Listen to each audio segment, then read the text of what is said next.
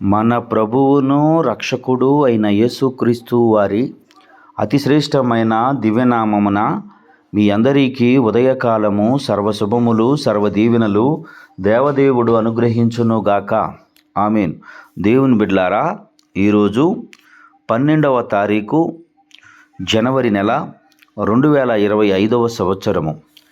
ఈరోజు దేవుని వాగ్దానము ద్వితీయోపదేశ కాండము 7వ అధ్యాయము 14వ వచనము. సమస్త జనముల కంటే ఎక్కువగా నీవు ఆశీర్వదింపబడుదువు. దేవుడు తన పరిశుద్ధ లేఖన భాగము నేటి ఉదయకాలము మీ వినికిడిలో, మీ జీవితములో, మీ బ్రతుకుల్లో ఈ వాగ్దానము దేవదేవుడు నెరవేర్చునుగాక. దేవుని బిడ్లారా, దేవదేవుడు మీతో మాట్లాడుతున్నటువంటి మాట, నాటి దినమందు ఇశ్రాయేలు ప్రజలకు కానాను దేశంలో కలుగు ఆశీర్వాదముల గురించి భక్తుడు అయిన మోషే ఇశ్రాయేలులకు వివరించి చెప్పినటువంటి మాట, నేటి సమాజములో పాపమనే శాపము నుండి, పాపమనే వ్యాధి నుండి, పాపమనే రోగము నుండి విడిపించబడి పరలోకమును ఆ కానానుకు చేరు మార్గం మధ్యలో ఉన్న నీతో నాటి దినమందు ఇశ్రాయేలు ప్రజలకు భక్తుడైనటువంటి మోషే గారు ఏ విషయాన్నైతే వివరించి చెప్పి ఉన్నాడో, మార్గం మధ్యలో ఉన్న మీతో అటు కానానుకు ఐగుప్తీ నుండి విడిపింపబడి కానానుకు వెళ్ళే ప్రయాణంలో ఉన్న ఇశ్రాయేలు ప్రజలతో చెప్పినటువంటి మాట, నేటి సమాజంలో పాపమనే శాపమనే ఈ భయంకరమైన లోకము నుండి విడిపింపబడి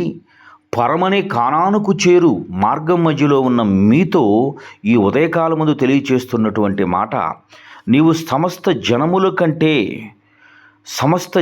కంటే ఎక్కువగా నీవు ఆశీర్వదించబడదు. దేవుని బిడ్డ, దేవుడు తెలియచేస్తున్నటువంటి మాట, దేవదేవుడు ప్రకటిస్తున్నటువంటి మాట నీవు పరిశీలించగలిగినట్టు సమస్త జనముల కంటే నీవు ప్రభువుగా కలిగి జీవించుము.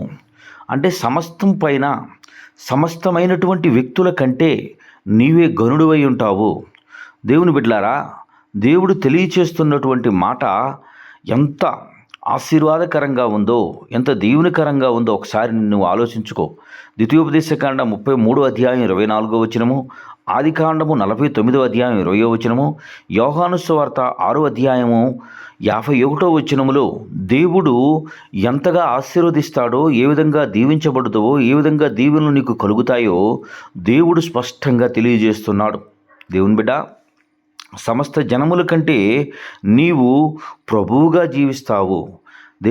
దేవుని యందు ప్రియ సహోదరి సహోదరులారా, ఒకసారి మనము దైవ గ్రంథాన్ని మనం ధ్యానం చేసిన ఎడల, దేవుని వాక్యాన్ని మనము పరిశీలించిన ఎడల, దేవుడు మనకు ఏమి చెబుతున్నాడో, దేవుడు చెప్పే వాక్యం ఏమిటో, దేవుడు మనతో మాట్లాడుతున్న మాట ఏమిటో స్పష్టముగా మనకు అర్థమవుతుంది. కనుక ఆయన వైపు చూస్తూ మనము జాగ్రత్తగా వాక్యాన్ని ధ్యానం చేయాలి. చూడండి, ద్వితీయోపదేశకాండ 33వ అధ్యాయం 24వ వచనం గురించి దేవుడు అంటాడు, ఆషేరును గురించి ఎట్లనను, ఆషేరు తన సహోదరుల కంటే ఎక్కువగా ఆశీర్వదింపబడును. అతడు తన సహోదరుల కంటే కటాక్షము నుండి తన పాదములను తైలముతో ముంచును. దేవుని బిడ్డ, గమనించావా? దేవుడు తెలియచేస్తున్నటువంటి మాట. అలాగే ఆదికాండము 49వ అధ్యాయము 20వ వచనాన్ని కూడా నీవు పరిశీలించగలిగినట్లయితే దేవుడు తెలియచేస్తున్నటువంటి మాట స్పష్టముగా అర్థమవుతుంది.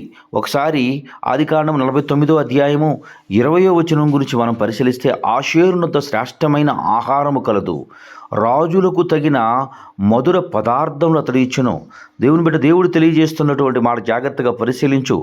అలాగే యోహాను సువార్త 6వ అధ్యాయము 51వ వచనాన్ని కూడా నీవు పరిశీలించగలిగినట్లయితే, ఒకసారి దైవ గ్రంథాన్ని తీసి యోహాను సువార్త 6వ అధ్యాయము 51వ వచనాన్ని ఒకసారి పరిశీలించగలిగితే దేవుడు చెబుతున్నటువంటి మాట, పరలోకం నుండి దిగి వచ్చిన జీవాహారము నేనే, ఎవడైనను ఈ ఆహారం భుజిస్తే వాడు ఎల్లప్పుడూ జీవించును, మరియు నేనిచ్చు ఆహారము లోకమునకు జీవమును కొరకైన నా శరీరమని ఆయన మీతో నిశ్చయముగా చెప్పుచున్నానని. దేవుని బిడ్డ, గుర్తించు, దేవుడు తెలియజేస్తున్నటువంటి మాటను విశ్వసించు, ఆయనకు లోబడు, ఆయన చెప్పే మాట యందు లక్ష్యముంచి ఆయన కృపలో దేవుడు మిమ్మల్ని వర్ధిల్ల చేయను నడిపించునుగాక. ఆమె తండ్రి నీకు వందనాలు.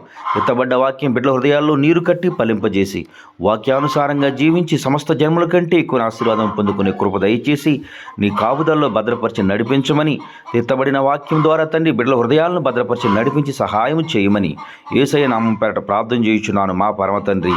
ఆమేన్.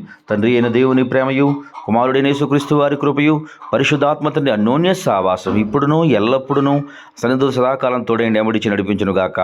ఆమేన్. God bless you. దేవదేవుడు మిమ్ము దీవించి ఆస్వాదించునుగాక. ఆమేన్.